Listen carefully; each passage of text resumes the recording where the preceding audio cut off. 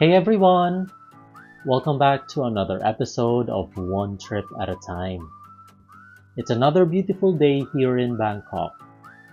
The city is known for its iconic temples, and today we're out exploring what's commonly called the Big Three: Wat Arun, Wat Pho, and the Grand Palace. In this video, we will be visiting Wat Pho. Wat Pho, a contraction of its older name Wat Pho, is also known as the Temple of the Reclining Buddha. The entrance pass to Wat Pho is priced at 300 Thai baht per person. This is actually one of the oldest and largest temples in Bangkok, and it covers a huge area of 80,000 square meters. Most tourists crowd around the Reclining Buddha and often miss to explore the other areas of the complex, such as this building, the Pra Ubusot. This is the most sacred space in the whole temple, where monks perform ordination ceremonies and Buddhist rituals. Then there's the Pra Mondop, or the Scripture Hall. It contains a small library of Buddhist scriptures inscribed on palm leaves. The complex comprises 4 chapels, which have 394 gilded Buddha images. This earned Wat Pho the title as the temple with the highest number of Buddha figures. But just beyond all of that, there's something that's just as impressive and easy to miss if you're not paying attention. These right here are the 4 great chedis.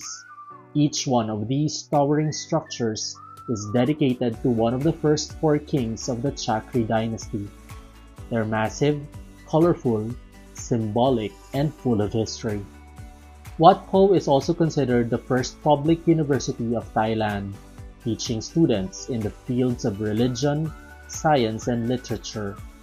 It is in fact regarded as the birthplace of traditional Thai massage.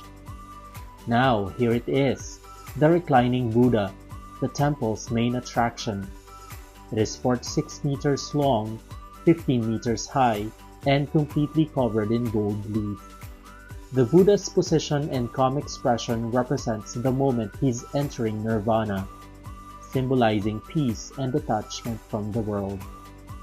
And don't miss the soles of the feet.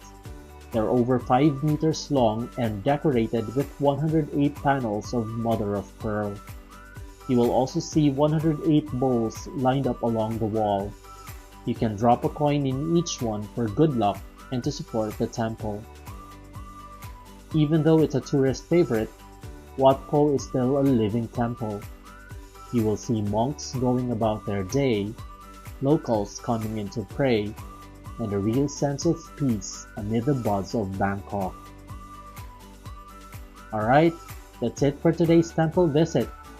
Thanks so much for joining us today.